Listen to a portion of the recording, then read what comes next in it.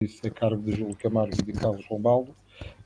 Também no final haverá, mas o Júlio Camargo poderá dar nota disso, digamos, a oferta de um voucher de desconto de 100% para um curso que tem online, mas o Júlio poderá apresentar isso na parte final, só aumentar essa nota. Vamos então começar. Obrigado a todos os presentes, obrigado Júlio por ter associado novamente através da Cloud Funds ao Saber Cloud e obrigado ao Carlos Rombaldo, que eu sei que está no Brasil, pela sua presença. A todos um bom trabalho. Obrigado. Nós que agradecemos, Felipe. A gente agradece. Obrigado. Até já então. Com licença. Até já.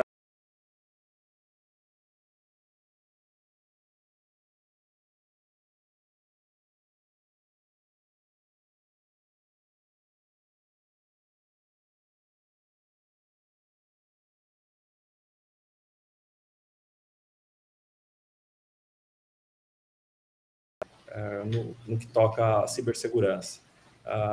Aqui na CloudFence, para quem ainda não conhece, nós temos aí um trabalho de serviço gerido de segurança muito voltado para esse segmento de mercado. E agora eu vou pedir ao meu colega Carlos para que faça a sua apresentação, pessoal. Beleza. Bom, como falaram, meu nome é Carlos Rombaldo. Eu tenho alguma experiência em segurança de pequenas empresas, já atuo também há uns 15 anos nesse segmento, e recentemente eu comecei a fazer um doutorado, há alguns anos, na verdade, e eu passei, como parte dessa pesquisa, eu passei 2 anos pesquisando sobre segurança de pequenas empresas. Então, enfim, essa pesquisa envolveu mais de 1.000 artigos acadêmicos e relatórios de indústria e governance sobre o assunto, e essa pesquisa que deu base a essa apresentação. E aí, como o Júlio falou, vamos fazer um bate-papo aqui agora. Ok, então vamos lá iniciar nossa apresentação. Rapidamente, né, para quem ainda não conhece, a CloudFence ela tem presença aqui em Portugal, Brasil, Colômbia. Nosso time aí tem mais de 15 anos de experiência, né, em cybersecurity. E o nosso SOC trata hoje mais de 20 milhões de vendas por mês, majoritariamente no segmento PME, né, de clientes PME, o que nos confere aí bastante experiência, bastante prática nesse segmento de mercado. Bom, vamos lá. Então, o que são PMEs, né? Nós estamos falando aqui PME, então são pequenas e médias empresas, como a maioria aí já deve saber. E a Comissão, né, Europeia, ela divide em 3 faixas, que são micro, até 10, com até 10 funcionários, né, ou um faturamento até 2 milhões de euros. As pequenas, com uma faixa aí de até 50 funcionários, ou um faturamento, né, de 10 milhões de euros anuais, e uma faturação, e 250 funcionários e até 50 milhões de euros de faturação anual já define como uma média. Então, essa é a definição desse segmento, né, de pequenas e médias. As pequenas e médias hoje, elas têm uma importância enorme na economia global, né? Então, hoje, 90% dos negócios, ela representa 90% dos negócios e 60% dos empregos globalmente. E aí, fazendo um zoom, aqui na União Europeia, representam 99,8%, né, das empresas e elas empregam 83 milhões de pessoas, né? Então, vejam lá a relevância, né, desse segmento de mercado. E o número de empresas aqui em Portugal, o número é maior ainda, um pouco maior, né, que da União Europeia, são 99,9%, e possuem aí um volume de negócios superior a 262 mil milhões de euros. Então, nós estamos a falar aí de um segmento que é uma motriz, né, da economia global, né, europeia, mas portuguesa, mas também global. Bom, vamos falar um pouquinho dos ataques. Então, panorama dos ataques. Hoje, 43%, aliás, recentemente foi feito um levantamento que 43% dos ataques eram direcionados a pequenas e médias empresas, e depois, em 2021, esse dado sofreu uma atualização. Se eu não me engano, essa primeira informação é de 2019, depois de 2021 sofreu aí uma atualização, então esse número pulou de 43% para 61%. Então vejam lá como há uma relevância, né, dos ataques hoje para esse segmento de mercado. Então, nós, às vezes, ouvimos, né, principalmente em contatos com pequenas e médias empresas, e alguns gestores ou mesmo donos das empresas dizem: meu negócio é pequeno demais para ser alvo de um ataque, ninguém vai querer atacar meu negócio, e nós vamos perceber aqui nessa apresentação que é bem diferente o panorama. E 59% dos vazamentos de dados em 2019 foram causados por vulnerabilidades em fornecedores PME. Então, vou passar aqui uma rápida explicação sobre isso, que é o ataque de supply chain, que, por exemplo, eu tenho uma empresa pequena que desenvolve um software e esse software é utilizado por uma grande empresa. Então, eu posso ser o alvo de um ataque, mas, na verdade, esse ataque está direcionado mesmo a uma grande empresa ou a uma grande cadeia. O Carlos tem até um exemplo bacana aí, né, Carlos? Diz para a gente que foi bem famoso esse ataque. Sim, recentemente, em 2019, se eu não me engano, teve um ataque à rede Target, a rede de supermercados americana. E esse ataque foi interessante porque o ataque foi direcionado à empresa que dava manutenção nos refrigeradores. Então, era uma PME que cuidava das geladeiras, né, a refrigeração, e ela foi atacada. E aí esses atacantes usou essa PME como uma alavanca para pular para a rede onde ficavam os caixas. E aí ali eles conseguiram expor, vazar centenas de milhões de cartões de crédito. Então ficou aí um dos maiores ataques da história sobre usando PMEs como uma alavanca. E aí outro caso também que foi recente é teve um banco americano também vazou centenas de cartões de crédito. Enfim, e se a gente pesquisar, tem várias ocorrências e elas estão crescendo, né? Cada vez mais a gente vê números de ataques usando o PMS. E outra tendência que a gente pode ver também, que com a evolução das infraestruturas e dos recursos envolvidos nesses ataques, as PMEs as micros acabam sendo usadas como alavanca para atingir PMEs, não necessariamente mais grandes empresas, mas agora as pequenas e médias empresas, elas são usadas tanto quanto alavanca, como alvos também. Então, tem uma tendência aí, um crescimento nesses números e, claro, danos nas PMEs. Ou seja, isso reforça muito essa questão de que a empresa não tem mais tamanho para ser alvo de um ataque, né? Qualquer empresa hoje, qualquer negócio está suscetível a esse tipo de risco. E aí vamos falar um pouco sobre os ataques, né? Porque nós estamos aqui para falar de uma forma mais prática, né? Não de uma forma com muitos acrônimos e sopa de letrinhas. Então, assim, como que esses ataques acontecem, né? O que são esses ataques? Como que isso tudo acontece? Então, um dos principais tipos de ataque, inclusive na pesquisa, né, do doutorado do Carlos, e já ele vai falar um pouquinho mais sobre isso, nós temos lá um dos principais, que é o phishing, né? Então, o phishing, ele cresceu muito, né? Pelos números, a gente tem aí, em 2022, a Anti-Phishing Working Group, ela registrou 4,7 milhões de ataques de phishing. Então, foi um aumento aí, né, medido para o ano anterior, de mais de 150%. Então, é muito grande, né? São números muito expressivos. E é um ataque simples. Quem aqui nunca recebeu um e-mail com phishing, né? Para clicar num link e, a partir daquele link, o utilizador baixa um código malicioso, esse código malicioso vai enfim, fazendo um estrago, né? Aí progredir para outros tipos de ataques. Então, dentro desse contexto, se nós dissermos aqui que uma ferramenta tecnológica vai resolver todos os problemas do phishing, não é verdade, né? Até, Carlos, conta para a gente, se você puder partilhar um pouquinho, você teve uma experiência aí de uma simulação de phishing bastante grande e você citou alguns números que são bem interessantes, né? Que foi num programa de consciencialização, né, de educação. E se você puder falar um pouquinho para nós, seria interessante aí para a nossa audiência.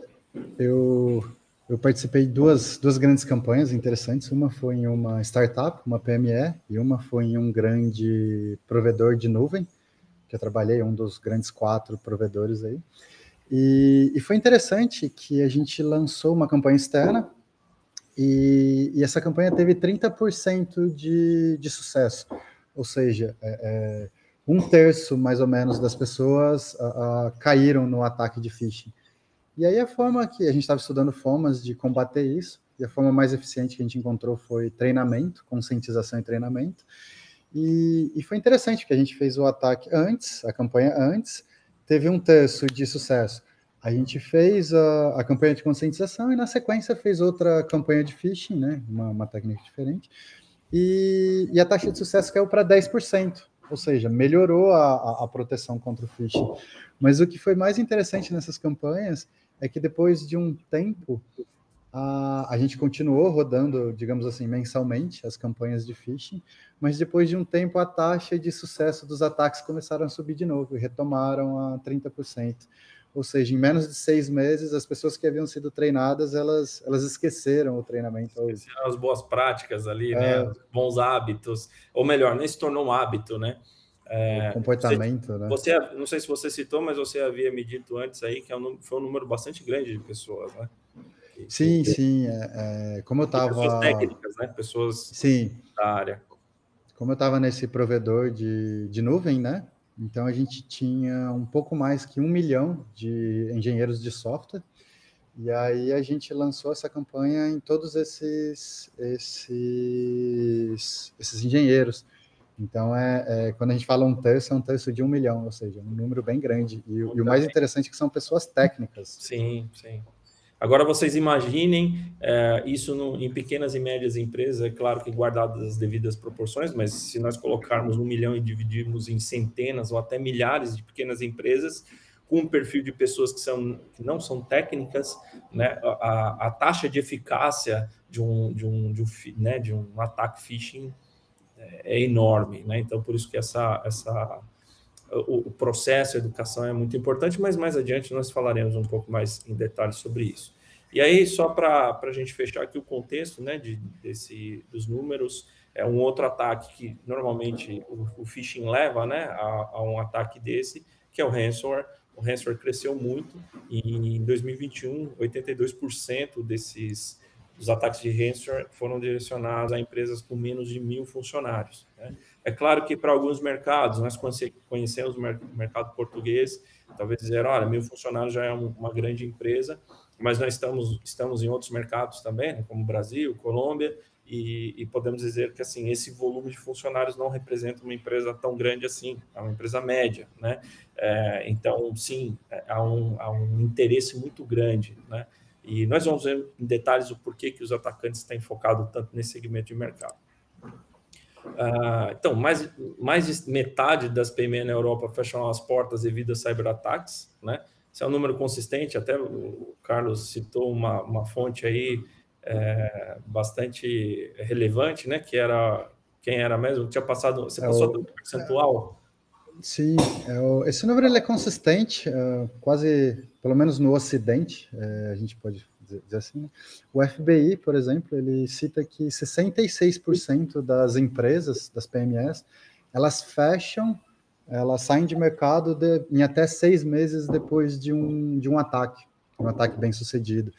E a gente sempre acreditou, ou seja, existe esse consenso na indústria, no mercado, que elas fecham as portas porque elas perdem a infraestrutura ou perdem os dados, né? Então, perdem os dados, não tem backup, elas não conseguem retomar a operação.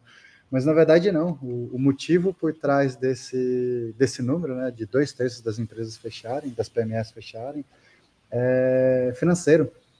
Então, o ataque gera um prejuízo muito grande e de uma vez que a empresa não considerava. E aí o impacto que esse prejuízo gera no caixa, a empresa acaba tendo que fechar as operações. Então, faz assim, sentido em até 6 meses, então, por esse motivo, né? Porque se fosse simplesmente uma questão de perda de dados, seria, sei lá, na semana seguinte, no mês seguinte. Sim, realmente. Então, é muito interessante nós irmos além desses números, né? Entender o porquê isso acontece. E aí, no paper do Carlos, né, nesse trabalho, esse doutorado essa pesquisa, né, do doutorado que ele tem feito na Inglaterra, eu achei muito expressivo esse número, até assustador, que foram relatados mais de 10 mil ataques diários, e esse número pode ser muito pior, né, relatados à Federação de Pequenas Empresas, né, do Reino Unido, e ainda pode ser muito pior, porque imagine aqueles que não são relatados, né, então pode ser um número maior ainda, e isso realmente, assim, é um número que assusta, né, pensando que nós estamos a falar de uma fatia tão importante da economia, né, dos países. Então, realmente é muito preocupante. Bom, alguns pontos, né, que eu vou pedir aí para o Carlos também citar aí, né, como ele escreveu, ele é autor do paper, alguns pontos muito interessantes que foram encontrados, né, na pesquisa, né, nesse trabalho, que a falta de recursos humanos e investimentos em cibersegurança é um dos fatores contribuintes para o sucesso dos ataques, né? Então, isso, se você puder comentar um pouquinho essa afirmação, Carlos. Sim, se a gente explorar, na verdade, assim, todos os estudos feitos nessa área eles relatam, eles concluem que o problema realmente é falta de recurso e falta de consciência. Então, algumas vezes o recurso não existe, mas muitas vezes o recurso existe, mas ele não é alocado por diversos motivos, e principalmente porque a gerência das empresas não tem a consciência dos riscos. E aí essa consciência, ela vem, se a gente explorar um pouco mais, tem outros motivos aí por trás, né, dessa falta de consciência. Nós veremos então, a seguir. Sim. Desculpa interromper. Não, claro. Pode, inclusive, avançar o slide. Outro problema também é soluções, né?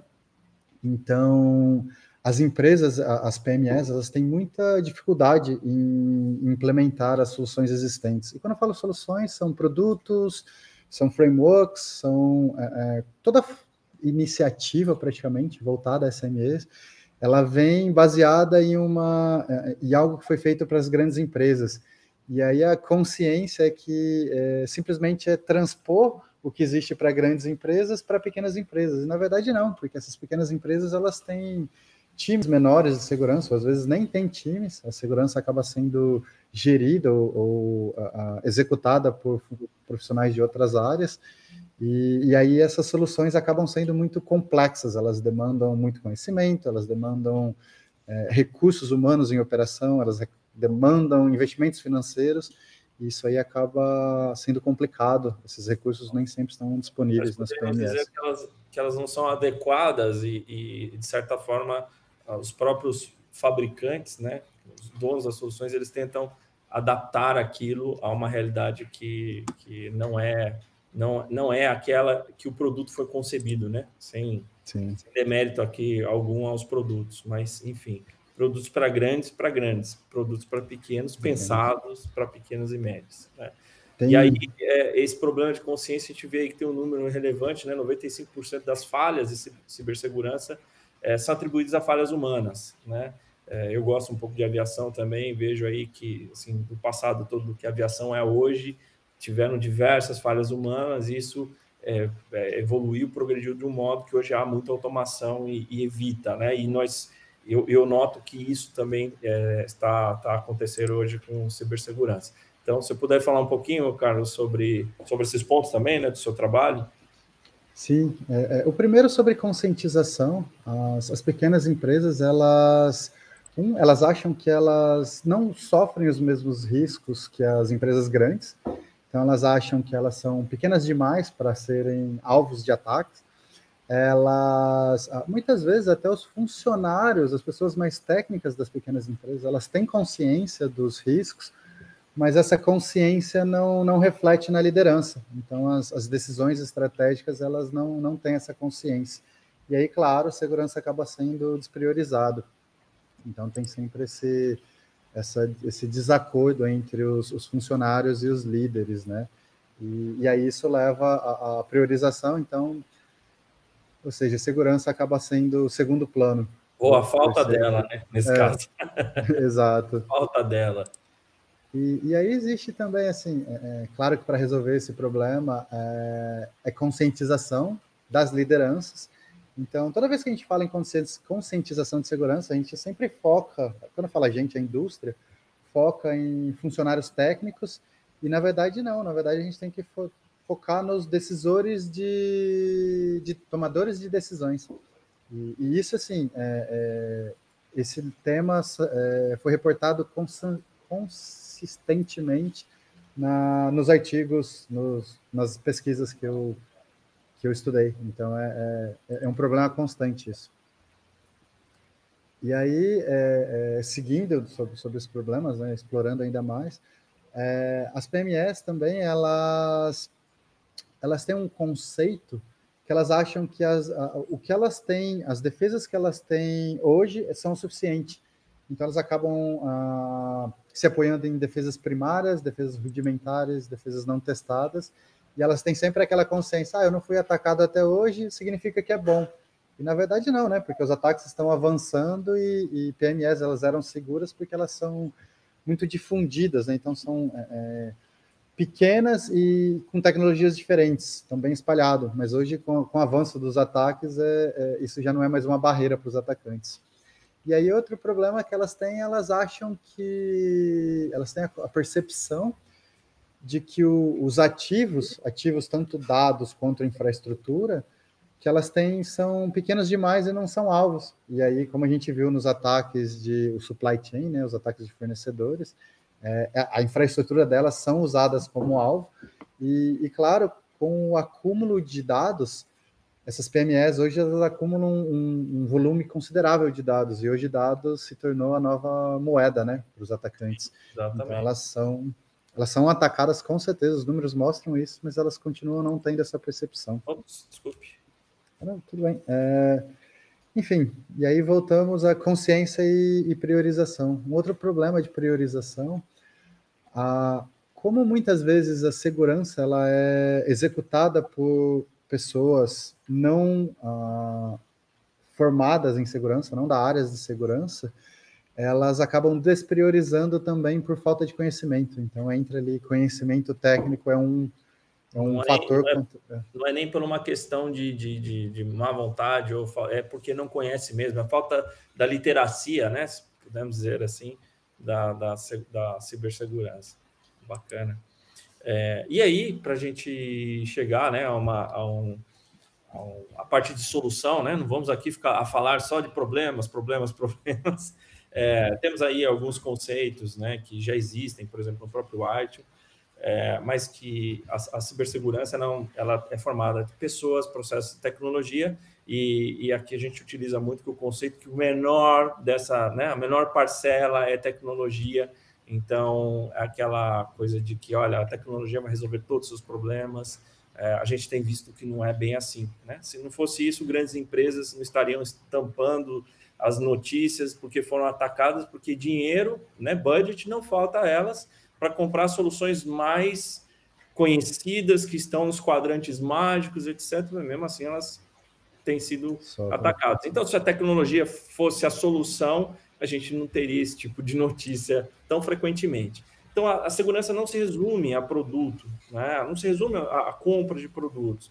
Então, assim, há um risco muito grande principalmente eu vejo, às vezes, pequenas empresas, informáticos, empresários, que eles dizem, comprei um Firewall XPTO e coloquei um antivírus tal aqui, eu estou tranquilo, né? Não é bem por aí, né? E nosso trabalho, no nosso dia a dia, a gente tenta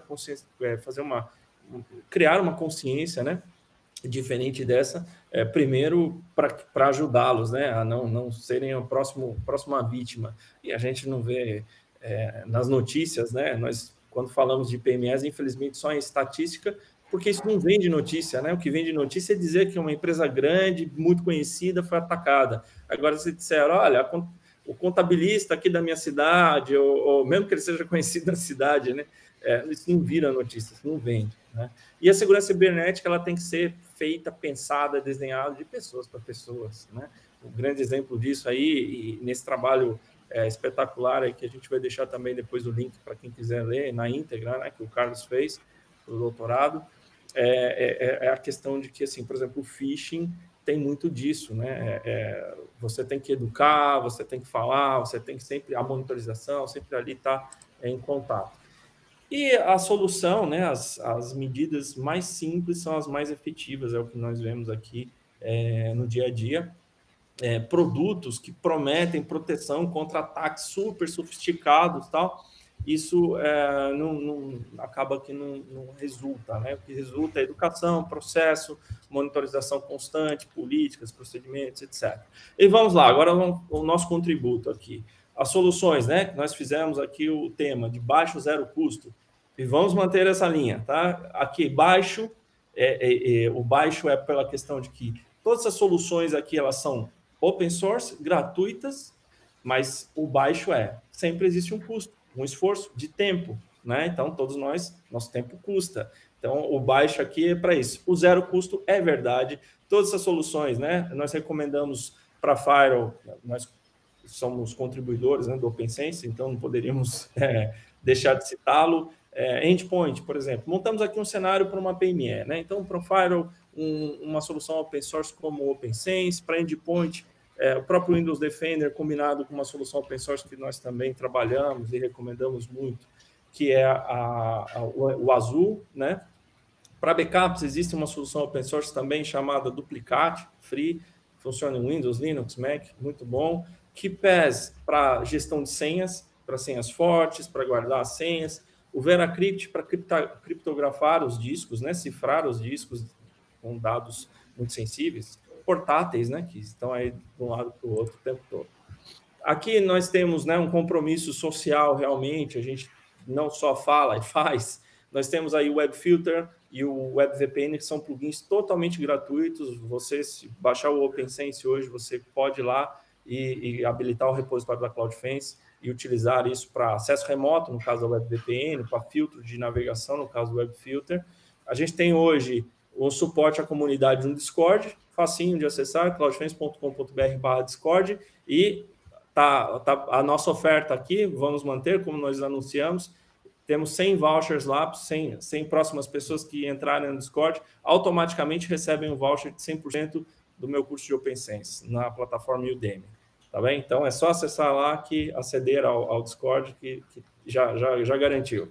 E temos o portal de ajuda, onde nós temos artigos, temos não só em formato de artigos, né, mas artigos que parecem algumas dicas com relação à cibersegurança e principalmente aos projetos que nós trabalhamos. Alguém tem alguma dúvida? Por favor, agora é a hora que estamos aqui ansiosos para lê-las, né? Não ouvi-las nesse caso, mas... Acho que temos aí uns 3 minutinhos aí para dúvidas. Enquanto o pessoal escreve as dúvidas, acho muito importante, só para sumarizar, a indústria de segurança tem muito ênfase em produto. Produtos são importantes, mas o maior impacto são pessoas. Então, assim, precisa melhorar um pouco a ênfase em pessoas. Exatamente, é o que dizem, pirâmide, né? As empresas são formadas por pessoas. No fundo, uma pergunta boa: como mudar esta cultura?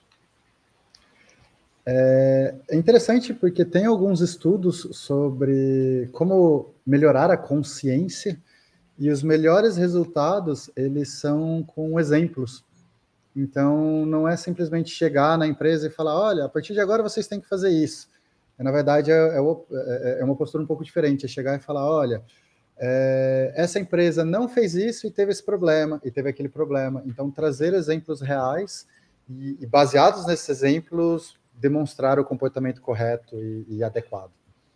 Sim, aí tem um conjunto aí, né, de programa de consciencialização, educação, profissionais, né, ou serviços, como nós prestamos a muitas empresas, pequenas e médias empresas pelo mundo, que nós trabalhamos isso no dia a dia, ou seja, a parte técnica, tecnológica é muito presente no nosso dia a dia, no nosso SOC, mas há muitas vezes que os analistas pegam mesmo ao telefone e falam lá com o gestor, com o informático, para explicar, olha, isso aqui não é ideal, isso tem um risco, por isso e tal. Então, é um trabalho constante. E a cultura ela só vai mudar a longo prazo, né? Uma cultura, acho que você não consegue instituí-la nem a médio, né? Não vou nem dizer curto, mas nem a médio prazo. Tem que ser um trabalho recorrente a longo prazo. Espero que nós tenhamos respondido aí, porque também acho que já Já estamos aí no limite do tempo. O tempo é curto aqui, mas espero que todos tenham aproveitado, tenham gostado aí de nossa apresentação. Podem fazer contato lá pelas redes sociais, pelo Discord, como eu disse, cloudfence.com.br/Discord. Lá nós temos um fórum. No LinkedIn, estamos no Instagram, estamos no Twitter, agora X, né? Enfim, a Cloudfence está presente aí em todas as mídias sociais. Então, qualquer questão, qualquer coisa além, né? Depois do evento, nós estamos à disposição. E corre para o Discord, que esse treinamento do Júlio é uma forma incrível de diminuir ainda mais o custo de implantação de uma solução free. Então, obrigado pela recomendação. Opa. Cópia dos slides. Acredito que sim. Eu vou falar com o Felipe após o evento, ver se ele deixa isso disponível, ou depois nós publicamos nas redes sociais. Se não houver nenhum problema pela CyberCloud Expo, por nós não tem, não. Nós publicamos depois aí, vocês podem baixá-lo. Inclusive utilizando o Nextcloud, que é uma ferramenta open source muito boa também. Alternativa a Google Drive, OneDrive, enfim, open source totalmente free também. E qualquer dúvida, comentário, corre no Discord que a gente responde por lá também. Sim, estamos lá o tempo todo, a nossa equipe, nosso SOC lá modera, está sempre ali disponível, tá bem? Então, gostaria de agradecer a participação de todos e até o próximo ano aqui na CyberCloud Expo. Agradecer também a organização, ao Felipe, a todos aí por mais esse ano e por esse excelente evento, né? Tem feito... Já tem ajudado muito aí na cultura de cibersegurança em Portugal, vou dizer na Península Ibérica, né? Vamos dizer, hoje temos aí audiência até também no Brasil, né? Onde nós estamos presentes, onde temos pessoas aí acompanhando a nossa jornada aqui. Muito obrigado, pessoal. Obrigado a todo mundo. Obrigado. Boa tarde.